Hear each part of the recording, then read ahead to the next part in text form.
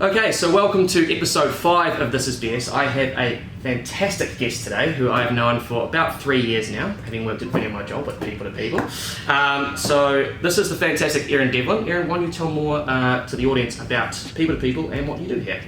Firstly, thanks Ben, it's nice to see you. So in terms of People2People, we are we've got 14 people in Melbourne and we've got 110 people nationally. So we're a $130 million business, we've got 8 offices and our specialisations are predominantly legal support, accounting, sales marketing, business support and property and logistics as well. Fantastic, all right. And for those of you who may have already seen Erin on my LinkedIn, because Erin in fact had the best video of the year last year for Video My Job, which is pretty darn cool. So that was a good start, so you might recognise her already.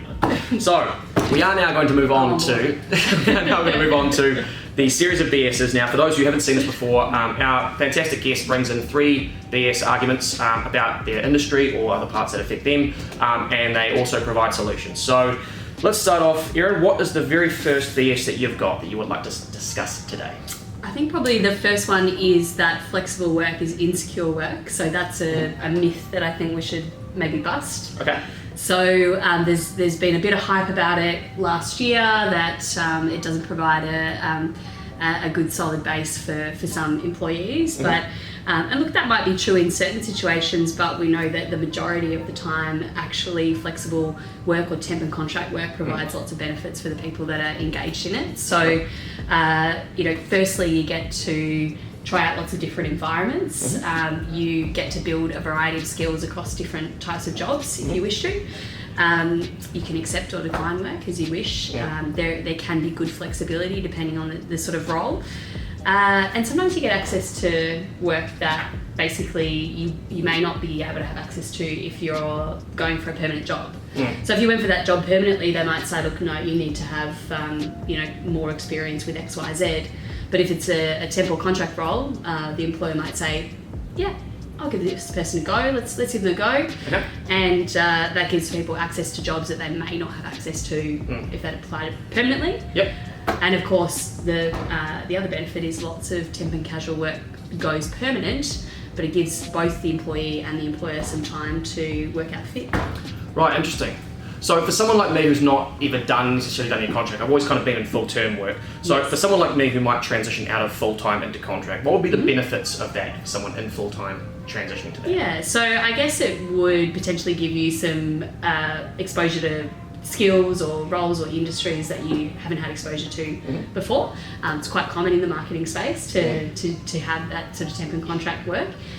There's obviously but there is the additional benefit of if you're in temp and casual work, there is a casual loading of 25% just at a statutory level. Sometimes it's even higher to attract the right talent. We're definitely going to see a trend towards more flexible work in the future. It's just the way that generations coming through are used to working and often like working because it suits their lifestyle better.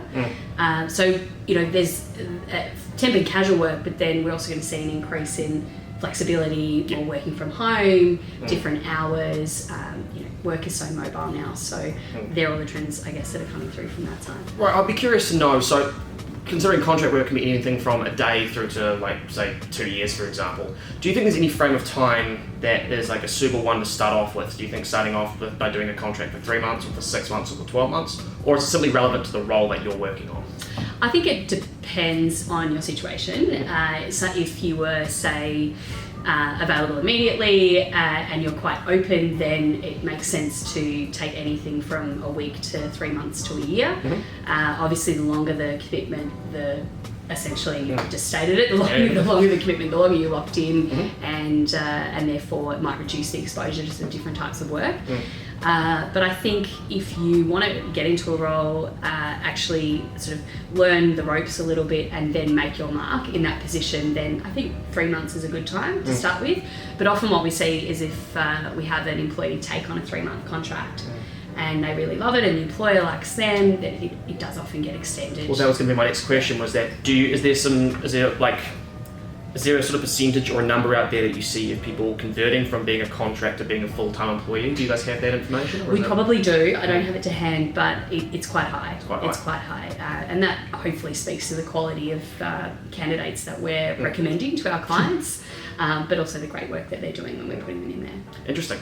Okay, so you really touched on quite a few key points as to how that would be beneficial to not only businesses but people as well. So in terms of the concept, you're saying that, flexible work is insecure work. What would be the solution that you would say to that stigma of that particular sentence? What would be a way you would solidify that as being a positive? I think that perhaps creating more awareness around the benefits of flexible temp and casual work.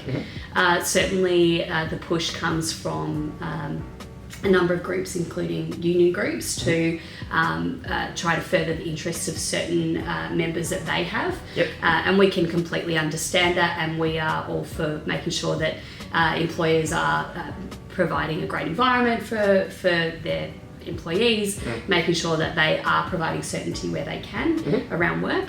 And also there's a number of provisions in place from a legislative perspective that now allow employees to request permanent work anyway. So there's a lot of protections there, but actually I think because of that push, there's been kind of a lack of focus on all of the great benefits of actually working temp and contract. And the RCCA, I know, has been a great advocate with the Love Your Work campaign to really highlight some of the great stories out there of temp and casual workers who love it. Okay. Yeah, look, I've never done like that sort of temp work myself, so I can't say I have any experience in it, but from the people I know that have done it, they tend to find the flexible nature of working on different projects being interesting, especially in the millennial generation. It's like taking the chance to kind of do everything and get a different gauge for different businesses and then seeing what suits you. I think that's a definite thing. And I think anybody that kind of looks at it as a negative, that you're taking short-term contracts and stuff, may be more inclined to be of the old school thinking that you have to have a salary, you have to be a full-time employee. And I think the way the world's living, it's not going to be like that. You see more and more freelancers every day now going into these businesses and helping them for that short-term period they need. Which is far different to what it was back in the day. We're going to see much bigger skill shortages in the future. I know we always talk about it, but it is actually going to become more and more prevalent, and that's just simply the pace of technology change. It's a hockey stick, and we've been through massive change with technology, but it's actually just going to go faster and faster from here. So that's creating jobs that didn't exist. That means we don't have the skills to fill them. There's more focus on training and development, but also being able to fill those skills gaps. You may have to get people in on a contracting basis. People also know that their skill set is valuable as well. So as those skills shortages emerge, it's not difficult to be out there and going from contract to contract. So they're not facing that potential of being out of work for very, very long periods of time.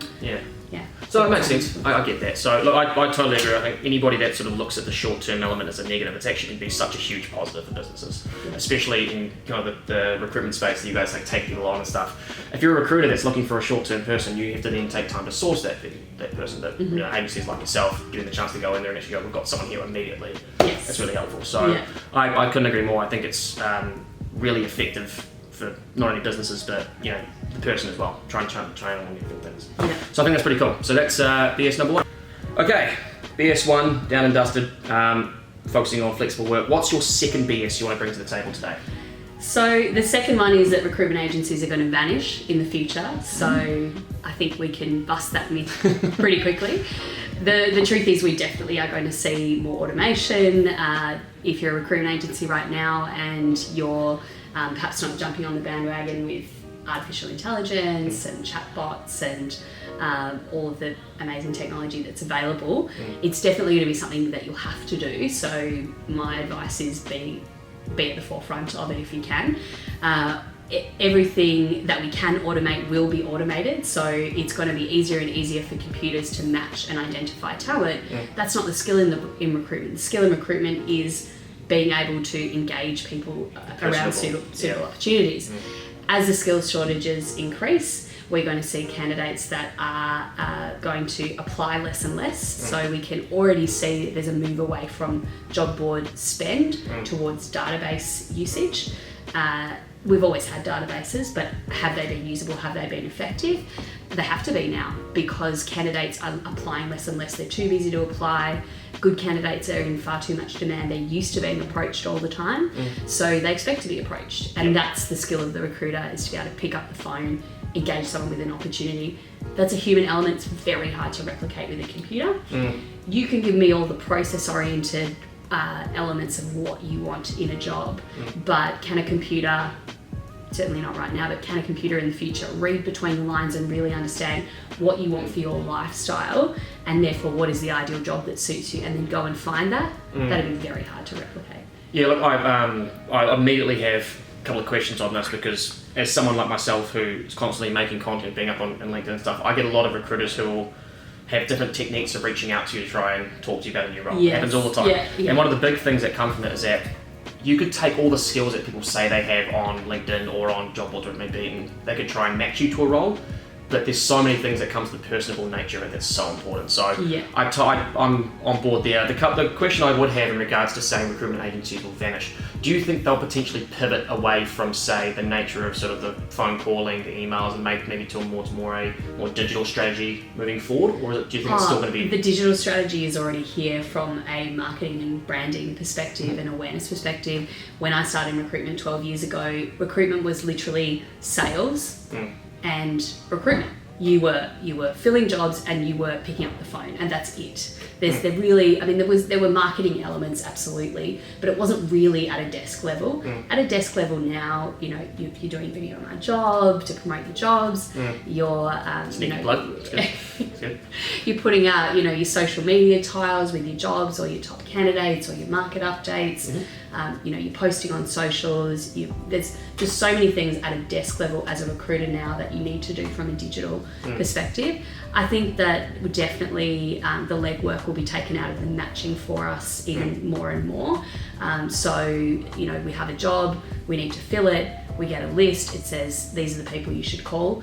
The skill is in the calling, the engaging that person, but it's also in the trust. So if you are a candidate, you're looking for a role, and you meet with a recruiter, you have to be able to trust that recruiter's judgment is good. And if they say this is a great company and these are the 5 companies that you should meet with first, then trusting that recruiter is absolutely top of the list. I get you. One of the big things, I briefly did a stint in recruitment myself, and it was only 4 years ago now, and just talking about the sales and sort of the recruitment, still very prevalent in one of the bigger, I was working for a bigger agency, only a short period of time, but one of the big things that I asked a question on in this is that, do you think that it'll be the smaller agencies who'll be able to kind of utilise the new style and sort of use that to their advantage more than the older companies? Do you find that will be... So the bigger ones that have all these processes, all these old school sort of styles, do you think there's a... Yeah, I think there's definitely a middle ground, and that's, I'm biased, but that's what I love about People2People, is because we're at this beautiful size where we can make decisions quickly, but we're big enough to have the clout and the marketing machine sort of behind us. So I think you have to be agile as a business. I think for boutique recruiters, it's making sure that the investments they're making are very smart. It sort of sounds obvious, but being able to prioritise what's going to have the most impact first, from a digital perspective, from an AI perspective. We engaging chatbots on our website has saved us hundreds of hours of consultant time that we can now use in other ways. So it's you're going to make sure you're doing something with that time when you are automating something. Okay, now how are we going to use that to be productive? But absolutely, we're going to be moving towards a much more digital environment, but ultimately at the end of the day, recruiters are still going to be spending most of their time sitting with someone or speaking to someone or communicating with someone about their needs and wants and desires, and trying to match that up and introduce people. Interesting. Okay, so you've kind of already covered some of the elements of how you go about solving this issue, which I find interesting. The one last question I would have around sort of the notion of a recruitment agency vanishing. Do you see more agencies actually popping up in the future? Do you see that it'll become a bigger industry rather than a smaller one? Oh, that's a good question. It depends what the market does. The market obviously goes through cycles, and we see certain cycles where certain agencies are not around, and certain cycles of boom time. Skill shortages will push that booming nature. Yep. Certainly the labour hire licensing scheme that came in last year for Victoria, South Australia, Queensland, and May for other states, does put up barriers to entry from a temp and contract perspective. Temp and contract provides the bread and butter stability for a business. So we love it because we know we can forecast easily. We know roughly what's happening before the month starts, and then our perms are on top. But it's going to be more difficult for new entrants with that labour hire licensing, just because of the prohibitive cost and the red tape essentially, and around the administration of it. If they're entering from a perm perspective, barriers to entry are still low, so I would expect to see agencies still popping up, and there's some pretty amazingly motivated recruiters out there who I've no doubt will start their own businesses or come and join businesses. That's the thing I'm curious about more or less, is because I see quite a few people who I'm LinkedIn with, or people I see in the market, who kind of start their own thing and they eventually grow quite quickly comparatively to sort of these other corporates that are like that. So I think it's one of those fast-growing industries. You can make some money quickly and bring some other people in and start to really grow it, which I think is very different to a lot of like the corporates. Like, for example, us, we've been in business for like 4.5 years, and we're growing quite quickly, but comparatively to some recruitment firms who can bring on 3, 4, 5 people into these desks that they're really driving on, it's incredible how quickly they can grow. I think the key thing is, we've all seen businesses out there, the likes of Kodak, and that story's been rolled out 1,000 times, but or Lonely Planet even. I mean, how many opportunities have been missed by being late to pick up technology, by being late to recognise the opportunity in the market? So, when you've been in recruitment for a long time, it's really easy to think that, maybe things will just stay the same. But technology is changing our industry so quickly that if you are a big organisation and you've got a lot of recruiters that have been in the market for a while, you have to make sure that they are open to new ideas and open to change, because if you're not doing video, if you're not, using all of the social channels to promote jobs, promote your brand, you are not going to be able to compete in the recruitment market. Well, that's the funny thing. There's some companies that would object to sort of that idea that recruitment consultants are now marketers. Essentially, they are now promoting themselves and the brand collectively, and the only way to really grow in that sense is to actually put yourself out there more and more. As someone who works in video for a job, I've seen so many consultants like, I don't want to get on camera. I go, okay, well, if you're looking at your competitors and looking at other people around you and they're doing it, you're the one who's going to be left behind. So the Kodak piece is a great example, the Lonely Planets of the world, where if you just simply caught on to the technology a little bit earlier, you would be going a lot faster, or even not, dead, essentially, which is not fun. So, it's also important to think about, one of the reasons why it's so important for our brand to be strong as recruiters at a desk level is because we are essentially paid to advocate for our clients' brands. And our clients need to pick up the mouse, essentially, and check us out and see, do I want this person to be representing my organisation to candidates? That's the question. Every day is an interview. If we're going out to a client and having a client meeting, to me, that's an interview with the client, for the client to say, am I happy for Erin to represent my organisation? So it would be hypocritical of us to represent a client organisation, particularly in marketing, if we are not promoting ourselves effectively and making ourselves accessible to candidates. So couldn't agree more. I because you've sort of mentioned about how they'll go, like, going back to the original point of that the agencies will go away, I don't think they will. I think it'll just become more marketing and automation driven from the ground level, but it's all about personality, it's all about personal nature, and that's one of the things I actually like about your next BS item, in terms of, people are always training themselves to be better in their particular industry, whether they know it or not. So I think that's always interesting, where someone may have got experience in one area, but then they come into a place like a recruitment agency, and it's very different in terms of the personality side of things, which I find very interesting. So, no, I totally agree. I think that to me is, I think recruitment's an industry that will continue growing. Just by the nature of how people are looking, is that people will always join a business, see that they can got these skills and kind of piece off and do their own thing. What I should say about the marketing piece is, you've got some recruiters in the industry who have been in the industry a long time, they've got a very established client base, they're billing really well, and so, the questions will why should I change what I'm doing?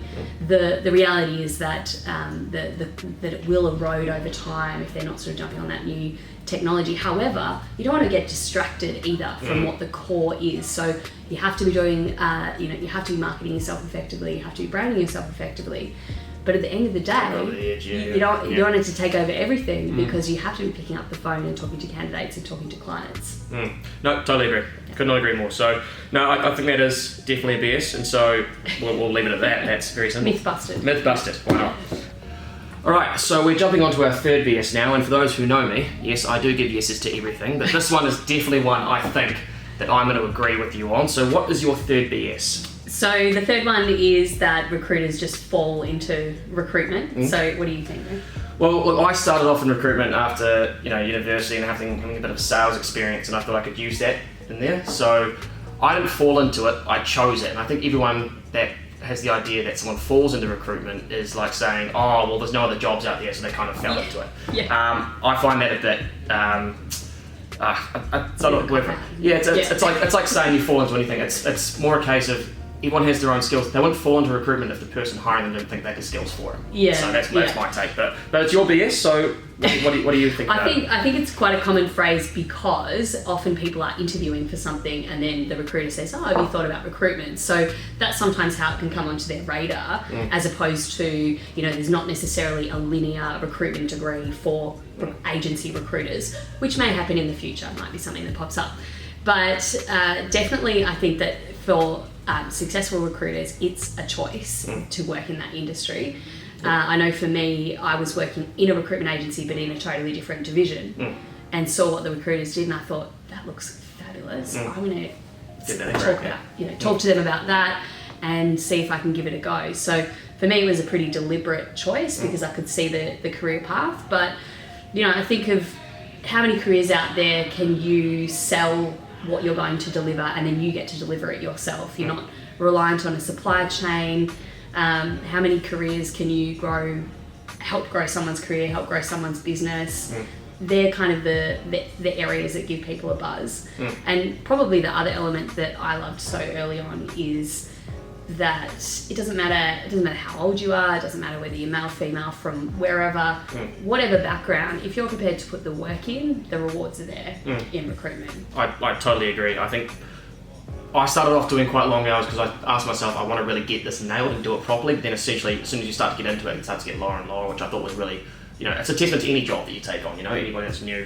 One thing I will say about this side of things as well is that I work as a customer success manager. There's no degree for, account management or CS, stuff like that. So what I find interesting is that people have to ascertain that it's all about what you did at university, or it's all about what you studied for, when in reality, there are more people who study something than never fall into go into that particular industry. So what I'd say to that is, what kind of learnings can someone do pre-recruitment to kind of be more prepared for the world of recruitment when they get in there? I think the favourite degree that I've seen that works really, really well, but I'm biased because that's sort of what I studied, is marketing and human resources is a great background. So as long as you've got a foundation in business, I think having a business foundation from a university perspective is a great idea. Having some sales experience is obviously very helpful. But for us, we've definitely had success with people that have come from a variety of backgrounds, but the common theme is always that they've been successful at something, and it doesn't have to be a job. It could be that they were showing leadership within their schooling, or maybe they're a semi-pro footballer, for example. You gave us one of those a few years back, actually. Oh, yeah. I think I by the name of Lucas. If you're out there watching this, Lucas, hi. He was great, so yeah. So just to see a bit of a track record of achievement, whether it's academic or art or sport, also just having some marketing experience is helpful too. It's someone that, whether that's formal qualifications or whether they have just taken steps to be quite proactive in terms of social media. So I've seen people that have actually, had little businesses on the side, or just a hobby on the side, or they might volunteer for a local club or charity, and maybe they've helped with the social media or growing some of the marketing elements. People that we see that come into recruitment that are really naturally well networked, and they actually maintain those relationships, and those relationships kind of follow them throughout their life. typically they're quite good in recruitment as well. No, I think that's interesting. Talking about being well networked, I think that's another part to it that some people get a little bit confused, is that recruitment is basically all about networking. It's all about the ability to connect with people, and the same with any job that entails just conversing with another client or anything like that. What I would ask the question on when it comes to this is that when you have very successful older heads who've started recruitment, let's say Greg Savage is an example, been in there for 40 years, done the whole thing. What we tend to see... I'll tread very carefully here. He's a lovely bloke, and I will have him on the show eventually. But what my question about that is that you get people who are lifers in recruitment and people who spend a month, 6 months, 12 months in it. So take me, for example, I was in there for 3 months. It wasn't something that I felt as passionate about as other people did. So when you talk about people falling into it, well, my curiosity would be with that, what do you think keeps people in the industry of recruitment? What's the big factors that work in that way? Look, I think it's different for different people, but these are the things. Well, I'll tell you firstly what I love about recruitment. So when I got into recruitment, I love going out to different organisations and learning all about how they operate. I just find that fascinating, how they're structured, what they do, how they achieve what they achieve. So that in itself, I personally find quite fascinating. But mainly for me, it's being able to contribute to people's careers and actually have a candidate that you place that that you're speaking to 5 years later and they've been promoted to the director role or manager role. So there's that element. There's also helping to contribute to a business. So if you build a great relationship with a business and you help to grow that business through great placements there, yeah, sure, it might cost them an upfront recruitment fee if it's a perm role, and at the time, is it going to be expensive? It's not expensive for them if you're delivering value, and that person goes on to be with their organisation and deliver great revenue or great value to the organisation.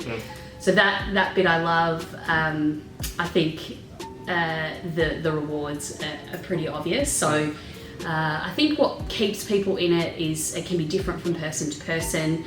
It's incredibly financially rewarding, but that's probably not what drives most people. What drives most people is probably those little wins of seeing people succeed because of the work that they've done and actually grow their careers and actually grow their businesses. I like that. I think it's also a fact that it will take a fair bit of time being in the industry to kind of realise the value of being a consultant, a recruitment consultant. I think someone like me who jumped out too quickly, I never really saw the long-term value of that. Did I mention it's really fun? I have heard that many times. I've heard that many times. I have one good story in recruitment when I actually told a candidate I had not to take my role because they were up for a better one. Well, that's integrity. Well, and then I moved to my next company on Feeder, great people, and they actually... she actually got a really good job at this other big company and said, look, we want to use you, and the reason why we set it was because you're there. And I thought that's exactly what it is.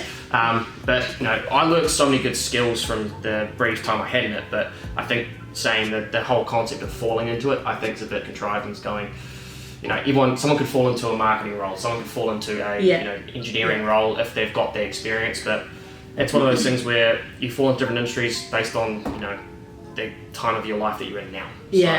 I'll be honest, I think in the industry there is a lot of turnover at times, and I think that sometimes we're too focused on trying to manage based on something that was happening 5 years ago. And so the businesses that are thriving in the recruitment industry at the moment are businesses that are embracing technology, that are recognising the trends in the market and aren't necessarily setting KPIs where you've got to get 20 resumes out the door by Friday. I mean, that to me is just inefficient and doesn't deliver the right outcomes for a client or a candidate. So I think those sort of management styles can be not the right way to go forward. But for recruiters that get into businesses that are very forward thinking with technology, that provide a great environment, that enjoy it too and create a fun environment, I think that it's you either kind of fall in love with it or maybe not, and if you fall in love with it, people do tend to stay for the long term. No, I like that. I think that's a really good way to describe it. So this would then boil down to the last sort of part of this, which is how do you eliminate the stigma of the fall into it? How do you eliminate, or how do you go about educating the market on that's not the style that recruitment works in? I think RCSA has taken some great steps towards this with raising professionalism in the industry and being able to provide opportunities for training and development, also increasing awareness with organisations to be using accredited professional recruiters. Yep. I think as we move ahead, we want to be, as an industry, positioning ourselves as a very viable career path for quality people coming out of universities or coming out of school, because it's a great career to be in. And that might be through things like partnering with universities to tailor a specific degree to recruitment consulting. That's happened internationally, we know. It might be simply setting the standard in terms of, if you're an accountant in Australia, I'll ask you, Ben, do you have to be a CPA or a CA? I don't know. You don't know? I have no idea. Most people would say yes. Okay, yes. It's not actually a legal requirement to be, but would a company hire a qualified accountant without a CA or CPA qualification? Not socially, really. No. I should really know that because my brother's an accountant. Sorry, Ningle. So I think that's where we want to move, is that we, there's a certain level of professionalism expected, and then we've got to deliver on that, of course. Awesome. Well, I think that's a really good part to it. I think just kind of the education piece also comes down to people understanding that the old school ideals of recruitment has changed dramatically as well. I think talking about the constant calls, constant resumes being out, essentially throwing 30 resumes out there and see what comes back. I think that's a dying art, and lots of people have moved away from that, which I think is awesome. So I remember having to do that in my role, and I was like, I don't feel comfortable because I don't really think some of these people would like me doing this. So I don't know. It was just my personal. I think also it can be hard to build those relationships in the beginning when you're first a recruiter, but then once you've established some of those relationships, and hopefully you join a business that's going to give you some warm relationships as well, and some jobs to work on.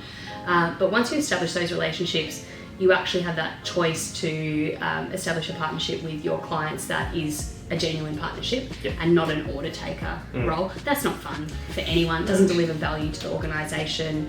It's not fun for the recruiter. But if there's a genuine partnership and you're providing support to that organisation when they actually need an external recruiter, then you feel valued as a recruiter, and that's a relationship you want to continue. Well, it makes sense. I couldn't agree more. I think all three of those cover all the main points in regards to major stigmas around recruitment. I couldn't agree more. Because we work with a lot of recruitment agencies at BMJ, so I hear that quite a fair bit, to be fair. So it's a concern for me that people still think that you can fall into a job in 2020. That's not how it works, but who knows. So we've come to the end of our BS series here today. This is episode 5 now. It's going to be going up, and I've had 4 videos before this, 4 fantastic people, actually 5, and they all received a gift from me. Now, unfortunately, I didn't bring the gift today, but I am going to give it to you. So disappointed, Ben. I'm so upset. I would love this gift. Well, I mean, yeah, I think you're the first person to ever say that. Now, the gift, of course, is that amazing photo collage of me, which I'm really happy to give to you. All right. Maybe I need to rethink this. You did ask for a meat tray before. I did, yes. Or maybe do you have a vegan version, maybe? Not that I'm vegan. I just don't want to offend you. You could probably take the photo out of me and eat that. I mean, is paper vegan? No. Where are you going with this, Ben? No, I'm just. I don't have a meat tray for you, nor a photo. So. So sad. It's 5 people now who I've disappointed dramatically, so don't know what to do about it. But next time, if you see me walking around Melbourne with a meat tray or a photo of myself, that's exactly what happened. Thank you so much for joining me today and going through some amazing BS items. Thank you. It's been very fun. Before we let you go, what is the one final thing you'd like someone to take from this conversation? Anybody that's watching that wants to know more about recruitment or more about people to people, what would be the one major takeaway? That's a big question. I think probably the major takeaway is, if you have been inspired by this chat and you're interested in working in recruitment, you should definitely explore it and have a look at what the RCSA has to offer. Come and have a chat to us at People2People. We love it. It's a great industry, and it's great to work with suppliers like yourself, Ben, because it's fun and we enjoy it. If you keep complimenting me so much. You will already win the best video of the year again if you keep doing that, which is how it works. But no, this is great to be chatting to you about it. And if you guys want to know more about People to People, you'll find their details up above or down below, depending on the platform that you're on, LinkedIn, YouTube. Also, if you want to know more about Video My Job, or if you want to know more about the RCSA, a fantastic recruitment governing body, their details will be there as well. Once again, thank you, Erin, for you taking the time today. And if you want to know more, just reach out to us. This is BS, and we'll see you guys next time. Bye. All right, cool.